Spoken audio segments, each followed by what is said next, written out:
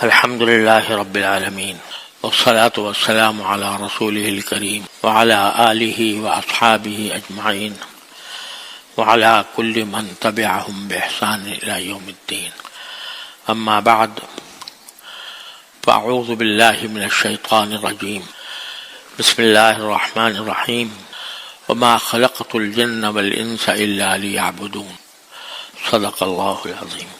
محترم بزرگوں، دوستوں اور بھائیوں، السلام علیکم ورحمۃ اللہ تعالی وبرکاتہ. یہ میں نے قرآن کریم کی ایک آیت آپ کے سامنے پڑھی ہے، اور اس میں اللہ تبارک و تعالی نے انسان کو اس کی زندگی کا مقصد بتایا ہے. اس مقصد کا جاننا ہر اس شخص کے لیے ضروری ہے جو تھوڑی سی بھی عقل رکھتا ہو، سمجھ رکھتا ہو. اس لیے کہ ہم صدیوں سے یہ بات دیکھتے چلے آ رہے ہیں کہ انسان ماں کے پیٹ سے پیدا ہوتا ہے، بچپن کی زندگی گزارتا ہے، جوان ہوتا ہے، بعض اوقات بوڑھا ہو جاتا ہے، لیکن آخر کار اس کو اس دنیا سے جانا ہوتا ہے. اس میں کسی کا اختلاف نہیں. یہاں تک کہ جو لوگ معاذ اللہ خدا کے وجود سے بھی انکار کرتے ہیں، وہ بھی موت سے انکار نہیں کر سکتے. پیدائش ہوتی ہے، پیدائش ہونے کے بعد انسان بعض اوقات تو بچپن ہی میں چل بستا ہے، اور بعض اوقات بڑا ہوتا ہے، بڑے ہو کر دنیا سے چلا جاتا ہے. اس حقیقت پر اگر غور کیا جائے تو یہ سمجھنے میں دیر نہیں لگے گی کہ یہ زندگی جو ہے یہ ایک سفر ہے، اور اس سفر کی آخری منزل قبر ہے. تو جب بھی کوئی شخص کسی سفر پر روانہ ہوتا ہے، کسی بھی کام کے لیے سفر کر رہا ہو، تو اس کے سامنے کوئی مقصد ہونا چاہیے کہ میں کیوں جا رہا ہوں. اگر آپ یہاں سے لاہور کا سفر کریں تو کوئی دل میں مقصد ہوگا کہ بھئی کیوں جا رہا ہوں لاہور. کوئی تجارت کرنا مقصد ہوگا، کسی عزیز رشتہ دار سے ملنا مقصد ہوگا، کسی دوست سے ملاقات مقصد ہوگا، اور ہو سکتا ہے کہ ساروں سیاحت ہی مقصود ہو. لیکن مقصد کوئی ذہن میں ضرور ہوتا ہے. چھوٹے سے چھوٹے سفر میں بھی انسان کا کوئی مقصد ہوتا ہے. اس سفر سے کوئی بھی انسان ایسا نہیں ہے جو کسی مقصد کے بغیر ایسے ہی روانہ ہو جائے اور پتہ نہ ہو کہ میں کیوں جا رہا ہوں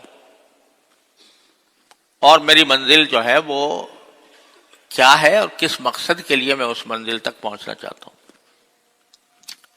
کوئی بھی شخص جس کے اندر ذرہ برابر بھی عقل ہو، وہ بغیر مقصد کے سفر پر روانہ نہیں ہوتا. لیکن انسان کا یہ سفر چونکہ ذرا لمبا ہوتا ہے، یعنی بعض اوقات ہو سکتا ہے 60 سال کا ہو، 65 کا ہو، 70 کا ہو، 80 کا ہو، تو وہ آدمی ساری زندگی گزارتا رہتا ہے اور یہ ذہن میں نہیں ہوتا کہ میں کیوں زندہ ہوں اور میں کیوں دن رات گزار رہا ہوں، جبکہ آخر مجھے جانا ہے یہاں سے.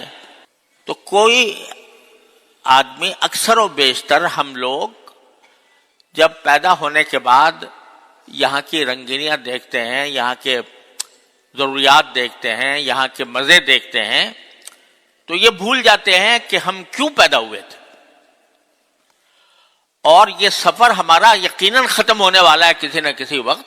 تو یہاں آنے کا مقصد کیا تھا؟ اب اس آنے کا مقصد ایک صورت تو یہ ہے کہ آپ خود طے کر لیں کہ بھئی تم خود طے کر لو کہ اس زندگی کا مقصد کیا ہے. لیکن خود اس لیے طے نہیں کر سکتے کہ تم اپنے اختیار سے تو نہیں آئے تھے. یعنی جب دنیا میں پیدا ہوئے تھے تو کیا پیدائش سے پہلے تم نے یہ ارادہ کیا تھا کہ میں پیدا ہوں اور پیدا ہو کر بچہ بنوں، پھر جوان بنوں، پھر بوڑھا بنوں، پھر مروں؟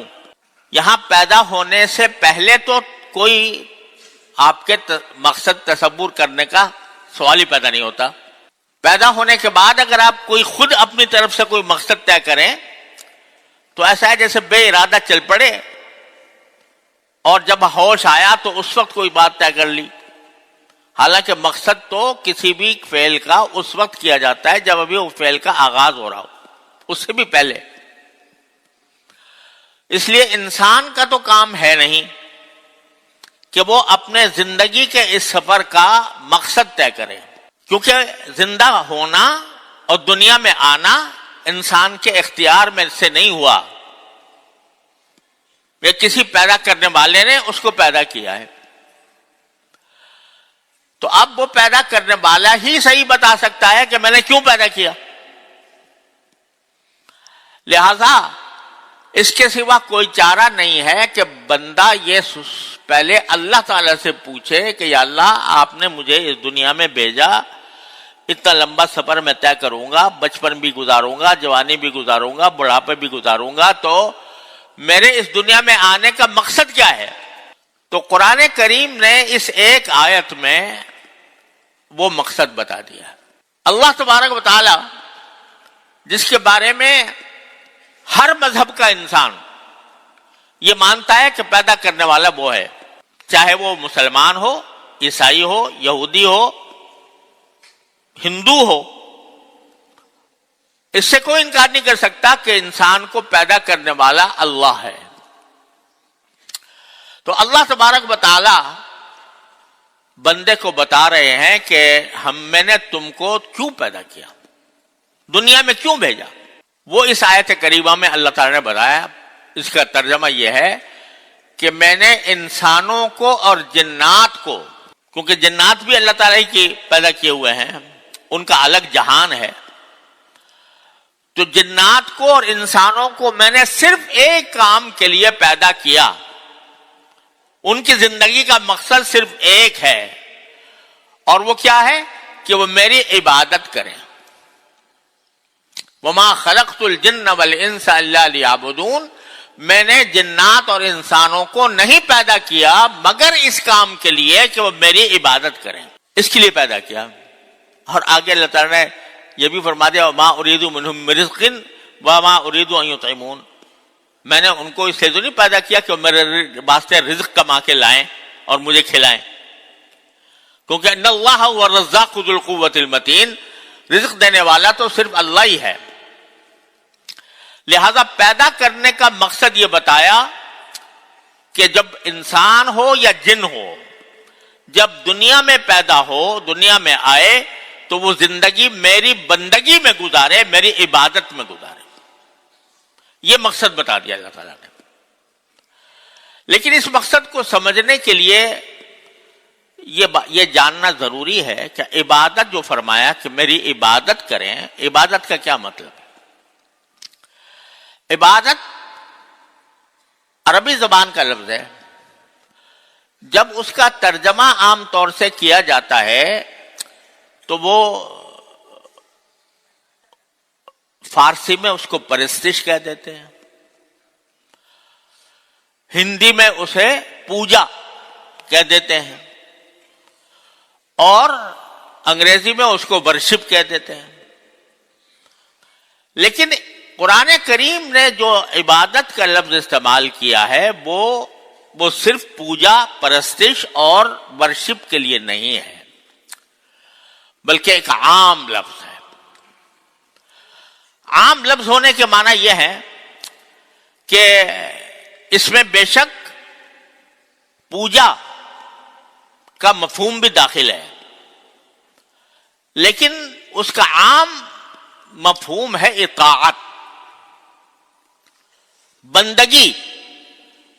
اطاعت کے معنی یہ ہے کہ جو اللہ تعالیٰ کہے اس کو ماننا، اس پر عمل کرنا۔ یہ اطاعت کا مفہوم بھی عبادت میں داخل ہے۔ دوسرے مذہبوں میں یہ مفہوم داخل نہیں ہے، ان کے ہاں پرستش ہو یا پوجا ہو یا ورشپ ہو، یہ چند ایسے اعمال کا نام ہے کہ جس کے ذریعے بندہ اللہ تعالی کے سامنے اپنی عاجزی کا، اپنے انکساری کا مظاہرہ کرتا ہے، جس کے طریقے مختلف مذاہب میں مختلف ہیں. بس وہ عبادت ہے، اسی حد تک محدود ہے. لیکن اسلامی شریعت میں، اسلام میں عبادت کی دو قسمیں ہیں. ایک عبادت کی قسم یہ ہے جو پوجا اور پرستش کے معنی میں ہوتی ہے کہ ایسے افعال جن کا مقصد کوئی دنیا کا فائدہ حاصل کرنا نہ ہو. دنیا کا کوئی فائدہ حاصل کرنا مقصود نہیں ہے، صرف اللہ تعالی کے آگے سر جھکانا اور اس کے سامنے اپنی پستی کا، اپنی عاجزی کا اعتراف کرنا اور اس سے اپنی بھلائی مانگنا، بس یہ مقصد ہے. دنیا کا کوئی اور فائدہ اس سے حاصل کرنا مقصود نہیں. جیسے نماز ہے، نماز کا مقصود کیا ہے؟ نماز کا مقصود ہے اللہ تعالیٰ کے سامنے کھڑے ہو کر اس بات کا اعتراف کرنا کہ میں بندہ ہوں، آپ میرے خالق ہیں، آپ میرے مالک ہیں، میں آپ کے آگے سر جھکاتا ہوں، میں آپ کے آگے سجدہ کرتا ہوں. یہ مقصد ہے نماز کا. لیکن اگرچہ اللہ تعالیٰ نے جو ہمارے لیے عبادت کے، خالص عبادت کے طریقے مقرر فرمائے ہیں، اس سے کچھ دنیوی فائدے بھی بعض اوقات حاصل ہو جاتے ہیں. مثلا نماز آدمی پڑھے گا پابندی سے 5 وقت جا کر مسجد میں، تو اس کا چلنا بھی ہوگا، اس کی واک بھی ہوگی. وہ آ کر نماز میں جب رکوع میں جائے گا، سجدے میں جائے گا، تو اس تمام کام سے اس کی ورزش بھی ہوگی. یہ فائدہ بے شک ہے لیکن ضمنی ہے، مقصود نہیں. لہذا اگر کوئی شخص نماز ورزش کی نیت سے پڑھے کہ ورزش ہوگی، اس نیت سے پڑھے، وہ نماز ہی نہیں ہے. نماز کا اصل مقصود صرف اللہ تبارک و تعالیٰ کے حضور حاضر ہو کر سر جھکانا اور ابسر تسلیم خم کرنا، اپنی عاجزی اور انکساری کا باری تعالیٰ کے سامنے اظہار کرنا، اس کے سوا کوئی اور مقصد نہیں. لیکن ضمنی طور پر فائدہ اللہ تعالیٰ عطا فرما دیتے ہیں کچھ اور بھی. لہذا اگر کوئی شخص نماز صرف ورزش کرنے کے لیے پڑھے تو وہ نماز ہی نہیں ہوگی. روزہ ہے، کیوں ہے روزہ؟ اس لیے کہ اللہ تبارک و تعالیٰ کے حکم کی اتباع میں اپنے آپ کو بھوکا رکھوں گا، پیاسا رکھوں گا. بس کوئی شخص اگر اس کو، روزے کو ڈائٹنگ کے مقصد سے استعمال کرے کہ بھئی میرا وزن کم ہو جائے گا، تو یہ روزہ ہی نہیں ہوا. اصل روزہ وہ ہے جو اللہ تعالیٰ کی رضا کی خاطر رکھا جائے. لہذا کچھ ضمنی فائدے بے شک حاصل ہو جاتے ہیں، لیکن اصل مقصود اللہ تعالیٰ کی عبادت. ایک تو قسم عبادت کی یہ ہے. دوسرے مذہبوں میں انسان ایک مرتبہ جا کر کلیسا میں جا کے اپنی عبودیت کا اظہار کر دے، مندر میں جا کے کر دے، سناگوگ میں جا کے کر دے، تو بس چھٹی ہو گئی اس کی. اب دنیا میں کس طرح کاروبار کر رہا ہے، کس طرح وہ اپنی بیوی بچوں سے رہ رہا ہے اور کس طرح لوگوں کے ساتھ معاملات کر رہا ہے، اس سے ان کو سروکار نہیں، مذہب کو سروکار نہیں.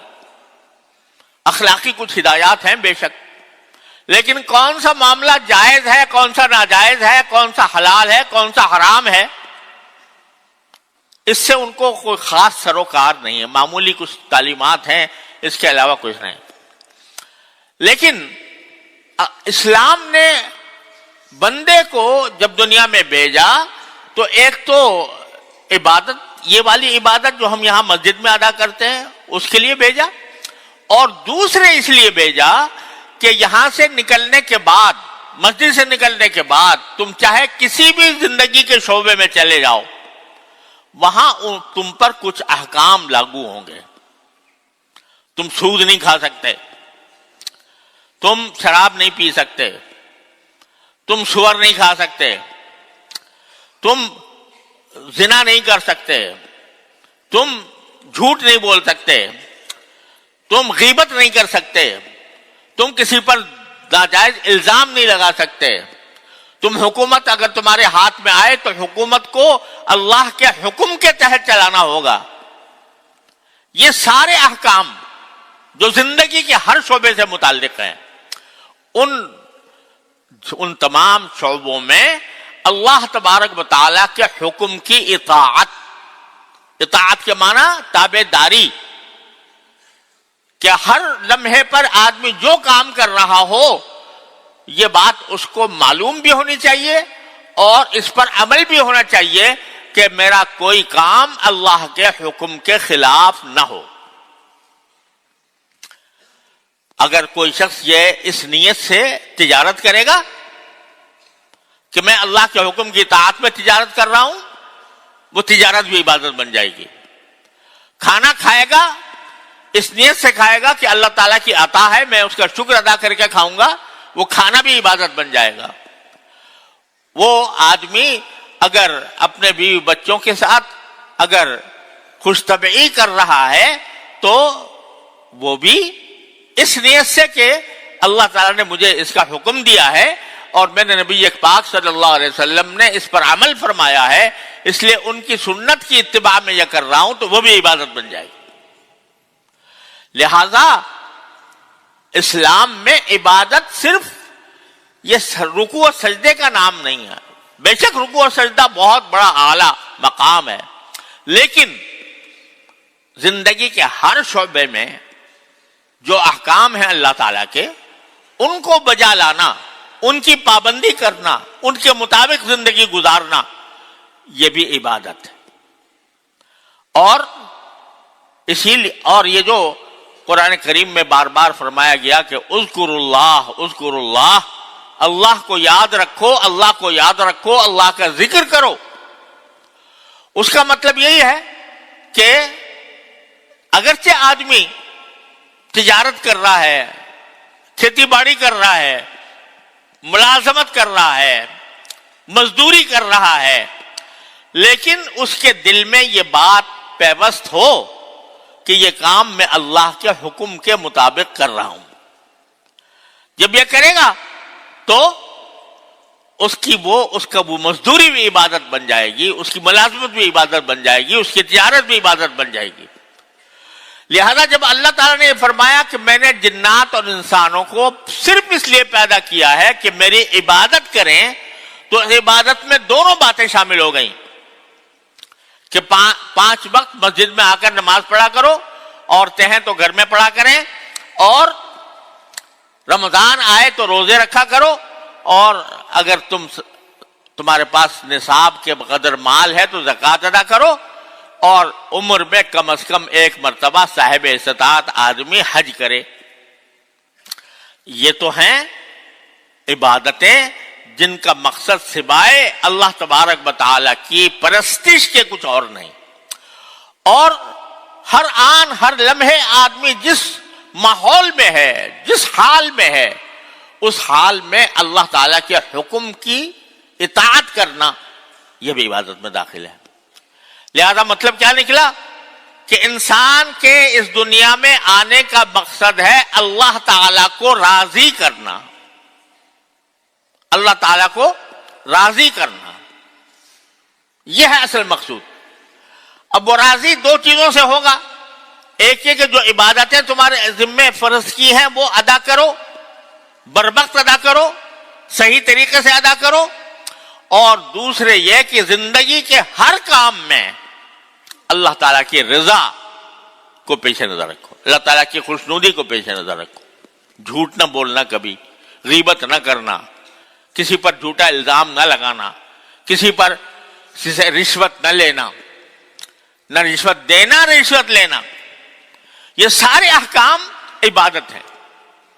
اسی لیے فرمایا گیا، بزرگوں نے فرمایا کل مطیع للہ فہو ذاکر، جو شخص بھی کسی مرحلے اپنی زندگی کے کسی مرحلے میں اللہ کی اطاعت کر رہا ہو، یعنی اللہ کا حکم کے مطابق کام کر رہا ہو، تو وہ ذاکر ہے. وہ ایسا ہی ہے جیسے ذکر کرنے والا.